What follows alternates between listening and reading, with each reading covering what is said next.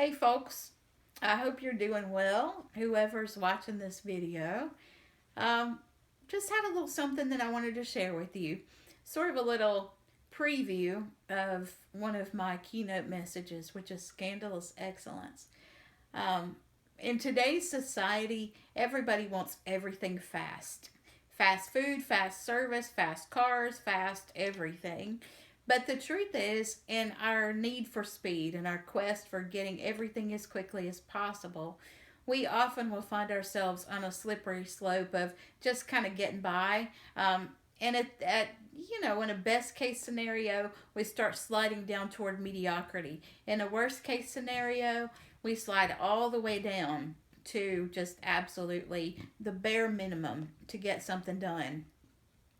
That's really disturbing in a lot of ways because we want to see people that really stand out, but that don't stand out for mediocrity and that don't stand out for the wrong reasons, but that stand out for the right reasons. So, in my message entitled Scandalous Excellence, one of the things that I like to point out is that people are going to talk. They're going to talk about something. So if they're going to talk about something, it might as well be about our excellence and not about our mediocrity or our barely getting by. Okay, I don't want to share everything about that message. If you want to hear it, you need to come hear me when I'm giving that keynote message somewhere. However, I do want to give you just a sneak peek and give you a little bit of a teaser, if you will.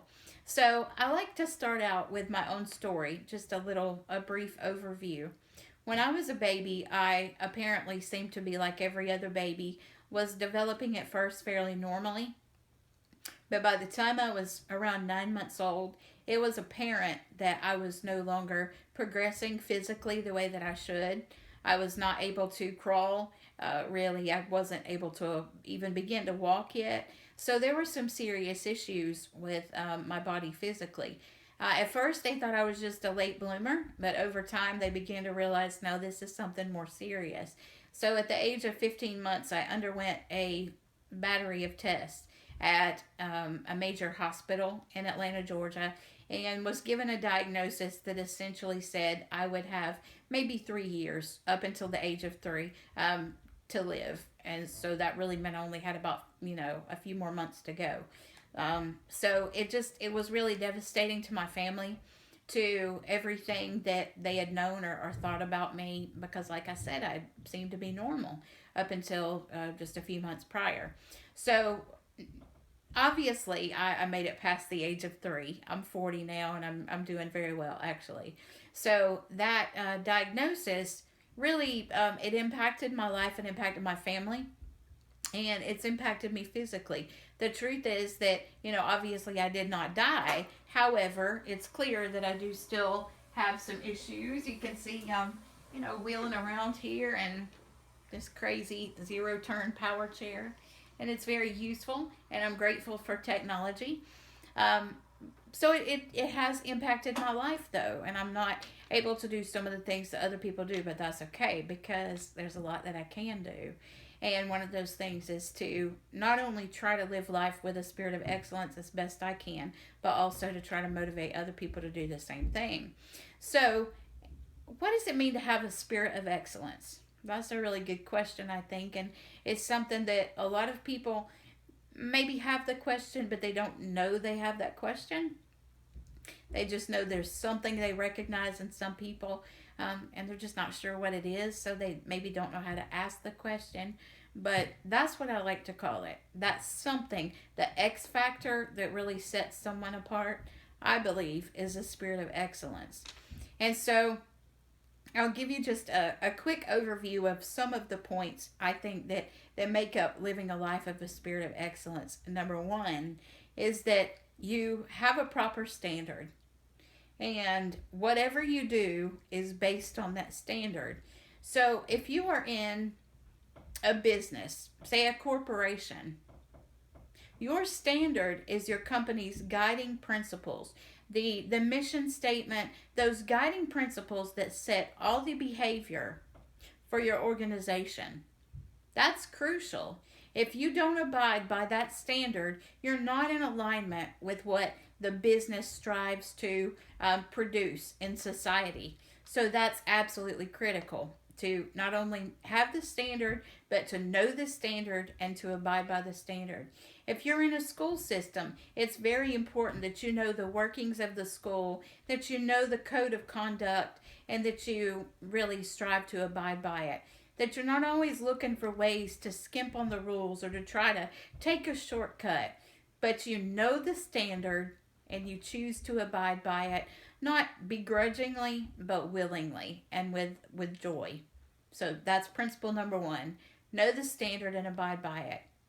Principle number two is to do the best you can with what you can. Um, I could spend my entire life feeling like a failure because I can't dig ditches. I love outdoor work. I love being outside. But I can't dig a ditch no matter how hard I try. Um, and if I based my entire life on the ability to do that, I would be an absolute failure in terms of definition. But I choose not to focus on what I cannot do. Instead, I find what I can do, and those are the things that I do. One of the things that I do really well is talk, and that's what I'm doing right now.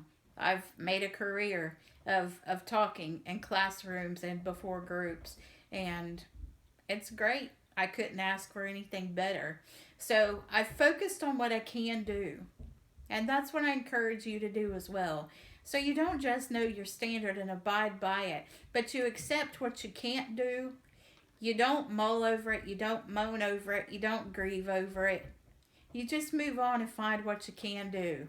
And that's when you know you're living a real authentic life. Number three is consistency. We aren't designed to live a roller coaster life with really high peaks and really low valleys. Now, there are times in life where there will be high points, there will be low points, and there's nothing that we can do about that. Circumstances change, seasons change, people change. And so there will be some fluctuation, but it does not mean that we have to just ride this crazy roller coaster and let our circumstances define us. Instead, we are to be consistent. And as long as we have our eyes on the standard, and as long as we do the best we can with what we've been given, we can then be consistent. So if we know that the standard company policy is to be on the job by 9 o'clock, that doesn't mean 9:02. That doesn't mean 9:05. It means at 9 o'clock or before. You know, we want to keep to the standard and do it consistently. I promise you, if you look at what's going on all around you, you'll look at the people that you see as excellent people, and one of the trademark features of their life is their consistency. You know they're going to be on time. You know they're going to do exactly what they're supposed to do. You know they're probably going to go above and beyond the call of duty. That's important, folks. That's really important. So those are just 3 key principles. And I don't want to share too much. Like I said, you need to come hear me wherever I'm giving the Scandalous Excellence keynote speech. But this is just enough to let you know that it is possible to live life with a spirit of excellence, and I encourage you to do so. All right, until next time, y'all, have a great day. Bye.